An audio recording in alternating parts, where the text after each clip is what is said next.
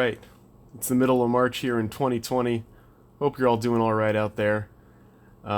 This is MTG Power Level for Noobs, Episode 3, where we're going to talk about the cost of card draw.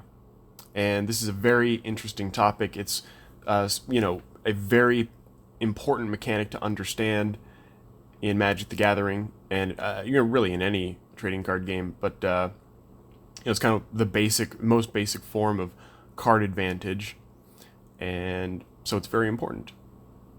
And so before we get into talking about Everdream here, our first card, I'm going to talk about some of the just important right up fronts for this, and then we're going to go into a bunch of examples. And as usual, all of our examples are going to be balanced examples of card draw. But we're also going to go over at the very end Ancestral Recall, which is definitely not balanced. But that'll be fun. So, first up, card draw is one of the mechanics in which instant and sorcery matters. And that means that an instant of this costs one more than the sorcery. And card draw is kind of weird because drawing one card is very weak, but anything more than that is card advantage, because drawing one card is just a straight 1-for-1, but anything more than that is an advantage of, let's say, 1 for draw 2, 2 for draw 3, and so on. So the cost of drawing one card is just one mana. But the costs of drawing anything more than that in a single effect is 2 for the first card and 1 for each additional card after that. So for Everdream, this is a balanced card. It has a cost of 1 colorless and 1 blue, which is a converted mana cost of 2. It's an instant, and it says draw a card, and then it says splice onto instant or sorcery for a cost of 2 colorless and 1 blue. That second ability is going to be conditional, and so what you're paying for in the cost is instant and draw a card. Draw a card for 1, instant for 1. So that is Everdream. And I think this is an example of good card design, because if you just have draw a card, although Magic is kind of funny, because you do want, even if a card is bad, you still want them to print it. You still want it to exist. But this is a card that I think makes good use of just a card that draws 1. The splice onto instant or sorcery, I think, is cool. So let's take a look at a sorcery example. Irresistible Prey. Cost of 1 green, so converted mana cost of 1. It's a sorcery. Target creature must be blocked this turn if able. Draw a card. So I think that first ability is conditional, and what you're paying for is just the sorcery speed, draw a card. So I would say that this card is balanced.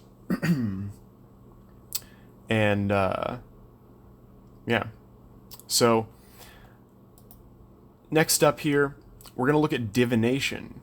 And Divination costs 2 colorless and 1 blue, so converted mana cost of 3, and it's a sorcery, and it just says draw 2 cards. So this is just the example here of what it costs to draw sorcery speed 2 cards. 2 cost for the first card, 1 for the second, for a total of 3. And this is balanced. And so you don't really need to do much else, because it's already giving you an additional 1. And yeah, so that's just a nice effect there. And then we get something here like Catalog, which is also 3 cost, which is 2 colorless and 1 blue, but it's an instant that draws you 2 cards with a second effect, then discard a card. So draw 2 cards, then discard a card, but it's an instant. So this would be 3 for the draw 2, 1 for the instant for a total cost of 4, and then -1 for the effect, then discard a card. Although it's written up there as like a single ability, so you could think of it as a single ability that costs 2, because it would be 3 minus 1, and then you would pay 1 for the instant for a total of 3. So catalog is also balanced, even though it costs 3, it's an instant, and it draws you 2 cards. And then there are some other examples of that same kind of, playing around with different effects to reduce costs or, play around with that. But like Perilous Research, See Beyond, Night's Whisper, things like that.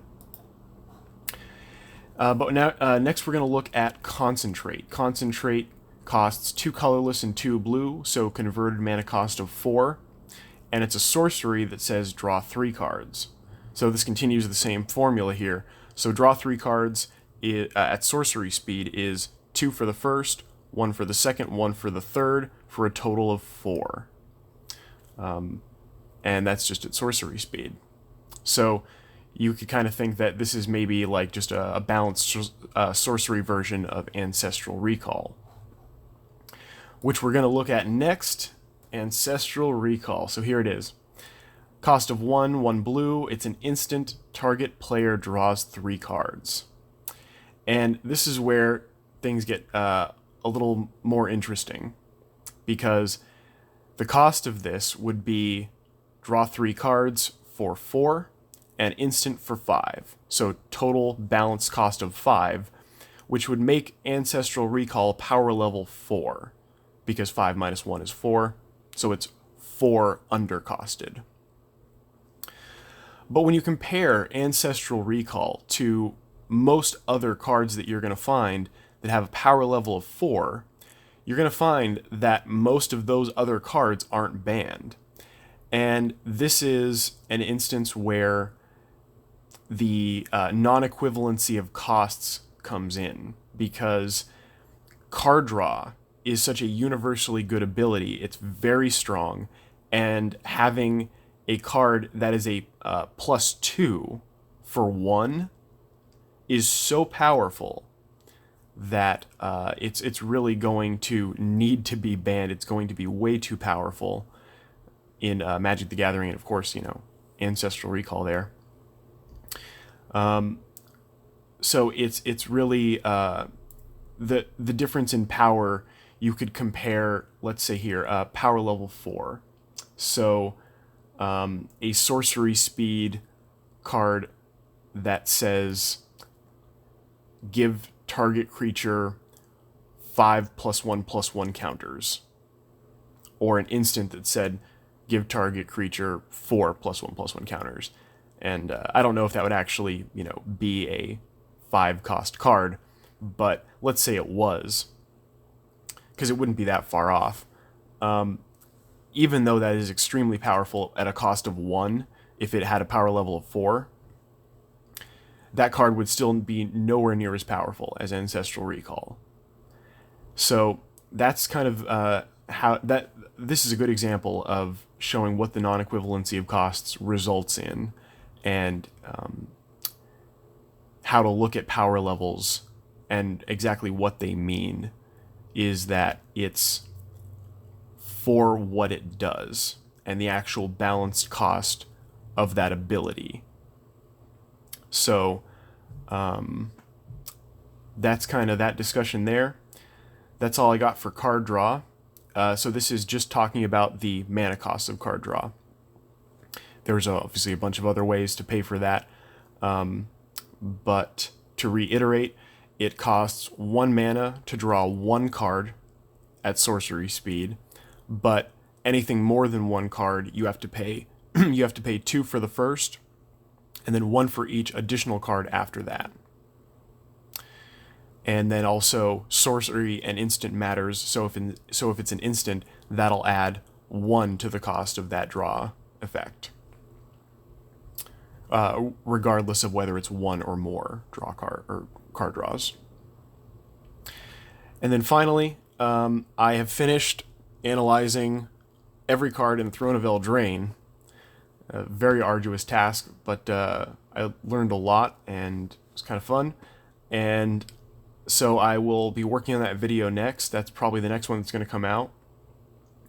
And I'll go over all the averages and all the totals and some of the other conventions that I discovered for how to analyze sets. And I'll talk about all of my reasoning there and just go over all the data. And yeah, so I'm going to go compile all of that for you and start working on that. Not sure when it'll come out. It's definitely going to be a lot of work, but hey, with all the quarantines, it looks like I got some time. So I'll catch you in the next one. Hope you enjoyed. Thanks for watching, and have a good day. Stay safe.